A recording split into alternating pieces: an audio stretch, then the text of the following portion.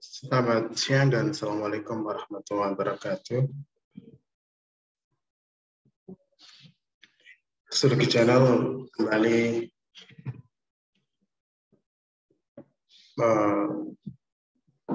membuat video tentang teori postmodernisme.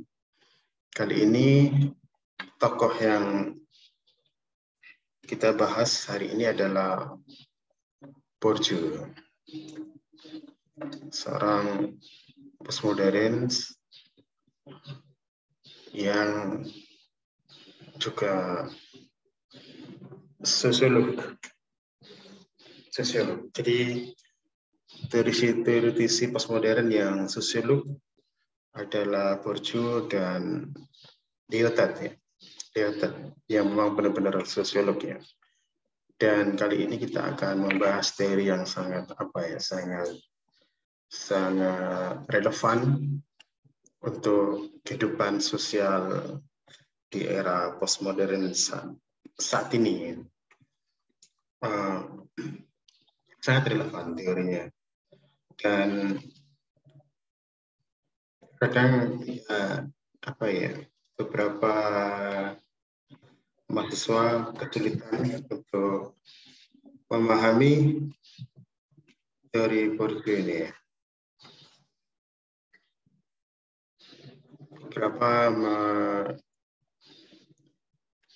menjadikan teori Bourdieu ini untuk analisis dalam penelitian skripsi, tetapi saya lihat banyak mahasiswa yang mengalami kesulitan untuk memahami seperti apa kerangka berpikir Bourdieu ini, ya.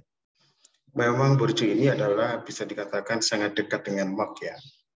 Sehingga bisa dibilang bahwa ini mungkin bisa dikatakan post-Marxis, ya. Post-Marxism. Artinya bahwa kita memahami kerangka teori Bourdieu ini dalam kerangka teori konflik, itu yang paling penting. Karena banyak penelitian tapi tidak di kerangka teori konflik, ya. Tidak siapa yang lagi berkonflik dengan siapa, kan gitu. Ada beberapa misalnya mengambil teori Bourdieu untuk skripsi, untuk habitus, tapi untuk dirinya sendiri, ya. Dalam arti menganalisis seperti fenomenologi, itu, ya. Dalam arti seperti fenomenologi menganalisis individu-individu. Padahal kalau Bourdieu ini harus dipahami dengan kerangka teorinya seperti Marx, tapi yang lebih update, ya. Dalam arti kalau Marx kan selalu melihat analisis sosialnya itu adalah proletar dengan borjuis, ya. Orang miskin dengan orang kaya, orang pemilik modal.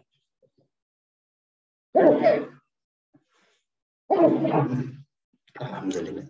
Buruh dan pemilik modal. Nah, dalam kerangka konflik, ya, dalam kerangka konflik. Nah, Bourdieu ini juga sama sebenarnya, ya. Jadi ketika menggunakan teori Bourdieu harus dilihat dalam konteks konflik-konflik, ya. Misalnya dalam buku Homo Academicus misalnya, di situ Bourdieu melihat atau konflik antara akademisi muda atau dosen muda dengan dosen-dosen senior, misalnya profesor, gitu, ya. Lalu di situ ada misalnya dosen-dosen yang middle, yang tengah, yang ingin jadi profesor itu lebih lebih memihak dalam arti mendekat ke profesor, itu, ya.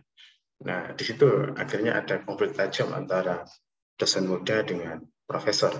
Nah, artinya bahwa di dalam dunia akademis pun tidak lepas dari konflik atau perang pengaruh, ya, perang dominasi, atau iya istilahnya adalah perang kekuasaan juga tidak terlepas. Nah, gitu, ya. Jadi Bourdieu ini seorang sosiolog dan filosof Prancis, bisa dikatakan bintang rock, ya, dalam hidupnya, ya, karena ia sangat populer, ya, sampai meninggal tahun 2002 dan ada filmnya, ya.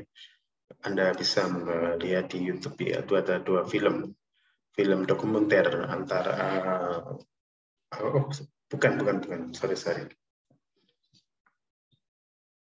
sorry, ternyata bukan Bourdieu ya. Yang film dokumenter itu adalah Derrida ya. Sorry. Jadi saya belum melihat film untuk Bourdieu ini. Yang saya lihat itu adalah Derrida ya. Ada 2 film dokumenter untuk Derrida. Nah, tadi saya katakan bahwa Bourdieu ini sangat populer ya. Sangat populer. Dia dianggap sebagai salah satu intelektual terkemuka di zamannya, seorang ahli teori yang berorientasi pada konflik. Nah, ini ya paling perlu dipahami oleh mahasiswa dengan hubungan dekat dengan Karl Marx.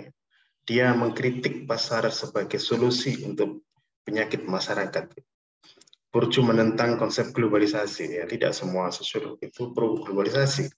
Bourdieu ini sangat menentang. Tetapi kenapa alasannya menentang? Ini sangat penting ya. Karena tadi saya katakan bahwa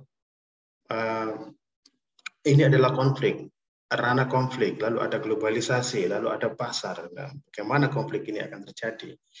Nah, itu nanti siapa yang diuntungkan ya, dengan konteks siapa yang menguasai modal budaya. Nah, itu makanya menariknya di teorinya Bourdieu seperti ini ya. Melihat ini sebagai cara bagi perusahaan multinasional ya, untuk mengeksploitasi pekerja dan mempertahankan kekuasaan untuk beberapa orang terpilih.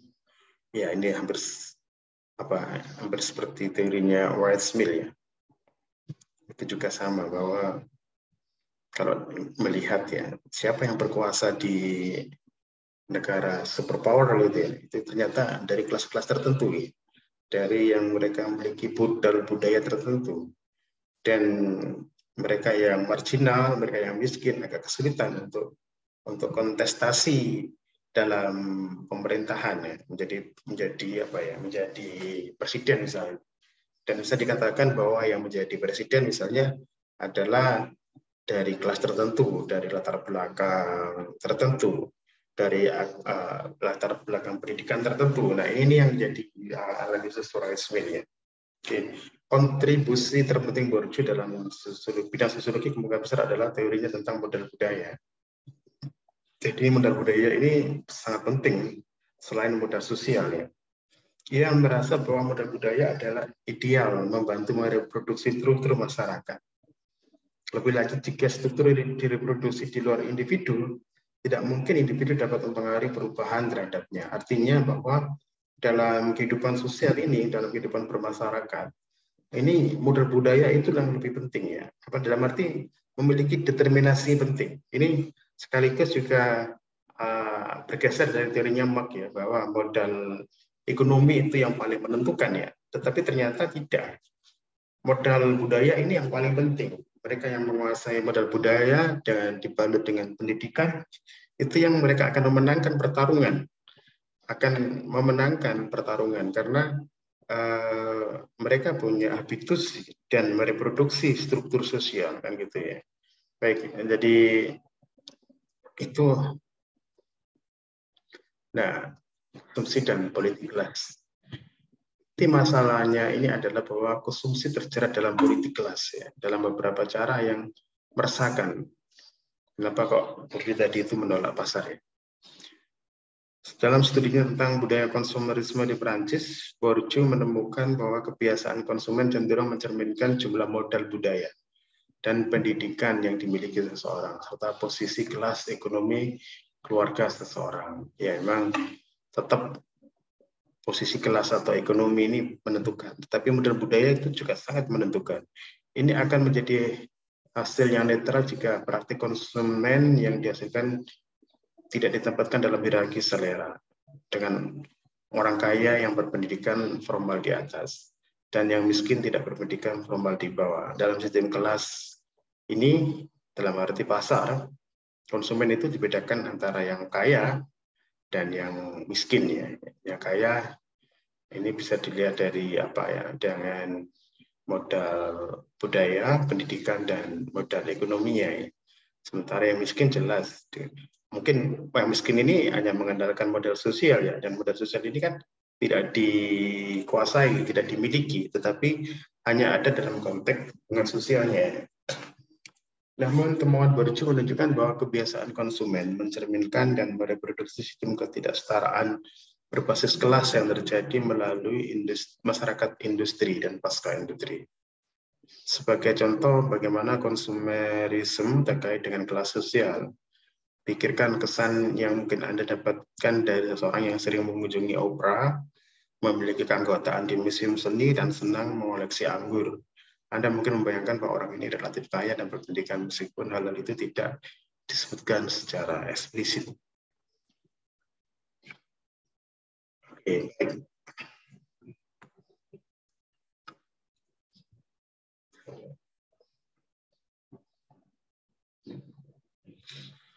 Itu menganalisis persoalan hubungan antara struktur dengan subjektif dengan objektif. Ini sebuah pertanyaan atas posisi individu dalam masyarakat dan sebaliknya. Bourdieu mengatakan tujuan saya adalah mengembalikan aktor ke kehidupan nyata dan lenyap yang telah lenyap di tangan Levi Strauss dan strukturalis lainnya, terutama Althusser. Ia kemudian menghasilkan konsep habitus, sebuah sistem disposisi yang berlangsung lama dan berubah-ubah, yang berfungsi sebagai basis generatif bagi praktik-praktik yang terstruktur dan terpadu secara objektif. Baginya, habitus melakukan praktik kerja secara sadar maupun tak sadar yang salah satunya tampak melalui gerakan tubuh yang kerap dianggap yang remeh. Dari cara makan, bicara, berjalan, hingga membuang ingus, yang kesemuanya terkait erat dengan pembagian kerja perihal dominasi. Habitus sebagai struktur mental dan kognitif yang digunakan aktor untuk menghadapi kehidupan sosial. Aktor dibekali seperangkat sistem menilai norma dan pengetahuan di lingkungannya maupun ia berada. Seperangkat sistem modal tersebutlah yang nantinya berguna untuk menghadapi dunia. Seperangkat sistem dan modal habitus itu yang akan digunakan untuk menghadapi persaingan, menghadapi konflik, menghadapi yang lain. Nah, itu maksudnya ya. Habitus bersifat diciptakan dan menciptakan, atau dengan kata lain struktur yang menstruktur. Jadi selalu dinamis artinya. Yang gitu, mereproduksi. Habitus dapat dimisalkan dengan seorang intelektual yang dianggap menjadi pimpinan suatu organisasi, namun ditemui beberapa pihak yang menyangsikannya. Kesangsian tersebut dapat ditandai, kesangsian tersebut dapat diandaikan sebagai bentuk penolakan atas seperangkat sistem dan atau modal yang dimiliki oleh sang pemimpin.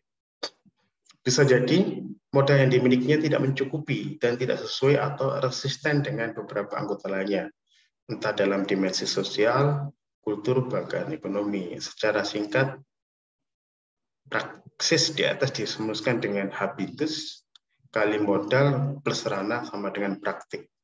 Jadi artinya ketika misalnya ada seorang intelektual diangkat menjadi pemimpin gitu dan ditolak oleh beberapa orang, misalnya itu karena orang melihat modal sosial, modal budaya di belakang pemimpin ini. Modal artinya dia tidak mencukupi, dalam arti bukanlah dari pimpinan ini bukan dari kelas yang dominan, bukan dari kelas yang yang punya, artinya seperti itu. Untuk lebih tepatnya gini, lebih mudahnya. Jadi di situ ada habitus ya, habitus, dan seringkali dalam hidup ini adalah tergantung pada habitusnya. Habitus ini adalah habitus orang kaya, habitus orang miskin. Habitus orang kaya ini lebih punya kekuatan untuk mereproduksi ya, gitu. Untuk mereproduksi. Artinya gini, ketika kita tadi dalam teorinya Derrida tadi dikatakan bahwa pusat itu selalu juga bergerak ke pinggiran, pinggiran juga bergerak ke pusat. Nah, yang teorinya Bourdieu ini lebih empiris, artinya lebih lebih mikro, dalam arti gini. Dalam persaingan di dunia saat ini, di dunia post industri atau post modernis ini kemenangan itu ditentukan oleh modal budayanya. Kemenangan dalam pemilihan apapun, dalam lini misalnya pemilihan kepala desa gitu ya, atau pemilihan KPU di tingkat kabupaten misalnya, pemilihan Bawaslu di tingkat kecamatan, tingkat kabupaten, bahkan mungkin nanti pemilihan KPU di tingkat nasional gitu ya. Dan juga pemilihan seperti gubernur, pemilihan bupati. Pokoknya di situ ada rekrutmen, apapun rekrutmen di sini, rekrutmen pekerjaan, rekrutmen apa kursi kekuasaan ini tidak luput dari habitus ya, tidak luput dari habitus. Dalam arti modal budaya itu yang lebih menentukan. Misalnya dalam pemilihan tadi KPU misalnya, dalam KPU tingkat kabupaten atau kota gitu ya, misalnya, walaupun di situ ada misalnya rekrutmen umum, dalam arti siapapun bisa mendaftar asalkan punya kualifikasi pendidikan dan hal-hal yang disyaratkan itu ya. Tapi hal-hal yang disyaratkan ini sebenarnya adalah syarat umum ya. Tetapi ketika nanti siapa yang terpilih, maka dia yang punya modal budaya. Karena modal budaya inilah dia nanti akan menegosiasi. Dia akan menjadi semacam menjadi kekuatan yang akan mengkonsolidasi, yang akan menentukan dalam percaturan politik gitu ya. Dia akan bisa menekan yang lain, dia akan bisa menekan ini itu sehingga minimal dengan bahasa mempromosikan ya, dengan bahasa mempromosikan misalnya ini adalah dari kelembagaan ini, dari agama ini, dari afiliasi ini, maka direkomendasi ya. Jadi rekomendasi ini adalah nanti yang akan menuju ke konsep Bourdieu yang lain, yaitu adalah kekerasan simbolik ya. Nah, kekerasan simbolik. Makanya dalam rekrutmen apapun tidak luput dari kekerasan simbolik, tidak luput dari kekerasan symbolic power. Ya, ada symbolic power di sana. Jadi symbolic power adalah modal budaya tadi yang digunakan oleh orang yang lagi kompetisi. Misalnya ada sama-sama lulusan sarjana sosiologi misalnya, dan sama-sama melamar misalnya, oke lah mungkin lebih gampang, anggota KPU misalnya, memiliki persyaratan yang terpenuhi dua-duanya, misalnya dari IPK, dari ijazah terpenuhi, dan juga lain-lainnya, misalnya kemampuan membuat membuat artikel, kemampuan membuat visi misi juga terpenuhi. Tetapi nanti yang menentukan adalah mereka yang punya background modal sosial yang mumpuni di situ, yang lagi menjadi habitus di sana. Misalnya dia punya terkoneksi ke dalam partai tertentu misalnya. Dia terkoneksi ke dalam lembaga keagamaan tertentu yang mayoritas misalnya. Sehingga nanti dia lebih mendapatkan rekom-rekom. Dari rekomendasi inilah disebut dengan symbolic power ya. Walaupun hanya rekom, tetapi itu ada kekuasaan di situ. Ada kekuasaan yang bisa mendiktikan, bisa mempengaruhi orang kan gitu ya. Nah, makanya di dalam praktik sosial ini tidak lepas dari habitus, tidak lepas dari modal budaya, tidak lepas dari modal ekonomi, dan juga modal sosial. Dan modal sosial ini agak sulit karena tidak bisa dikuasai ya, tidak bisa dimiliki ya. Karena modal sosial ini baru bisa ketika ada hubungan sosial. Nah, jadi itu. Nah, untuk teman-teman mahasiswa yang mengambil teori sosial, mahasiswa yang mengambil teori sosial 1 dan mahasiswa yang mengambil teori kritik dan teori postmodern, coba dianalisis ya. Dia menggunakan teorinya Bourdieu ini untuk menganalisis, misalnya ada lowongan apapun, lowongan kekuasaan di tingkat yang paling bawah atau yang paling tinggi, terserah. Gunakan analisis itu dengan teorinya Bourdieu ya. Bagaimana peran modal budaya itu menentukan dalam kemenangan dalam pemilihan. Misalnya dalam kampanye-kampanye, misalnya dalam pemilihan apapun, gubernur, dalam pemilihan presiden, dalam pemilihan bupati misalnya, atau wali kota, lihat itu. spanduk-spanduknya itu ada, di situ ada symbolic power, misalnya ada stempel apa, ada lukisan apa, ada potret siapa, ada kata-kata apa, itu adalah mencerminkan praktik-praktik sosial. Di situ ada habitus di situ. Nah, jadi itu penting ya, karena disitulah mereka adalah seolah-olah didukung ya, seolah-olah ya sudah direstui bahasanya itu ya.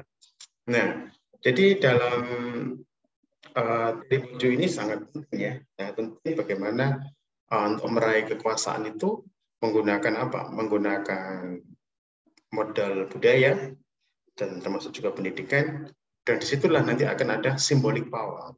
Bagaimana orang menggunakan menggunakan rekomendasi, menggunakan semacam hubungan-hubungan sosial, terhubung dengan komunitas ini, terhubung dengan kelembagaan ini, terhubung dengan agama ini, terhubung dengan partai ini, dan itulah yang lebih menentukan.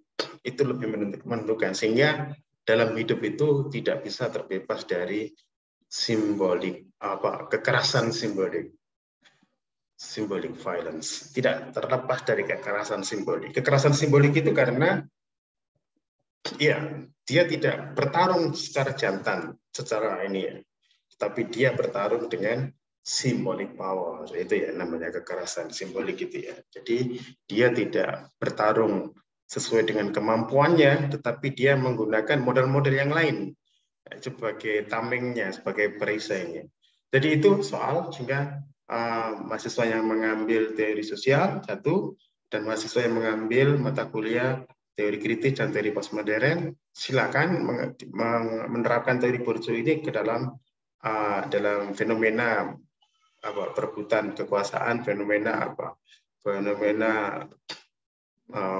mencari lowongan pekerjaan apa. Oke, silakan itu ya. Jadi agar teman-teman tidak banyak kesalahan ketika nanti digunakan dalam skripsi, karena banyak menggunakan teori habitus Bourdieu ini tetapi digunakan dalam ranah individu memahami dirinya, bukan individu dalam konteks kontestasi secara sosial. Oke, mungkin itu. Terima kasih. Oke, sampai di sini. Selamat sore dan assalamualaikum warahmatullahi wabarakatuh.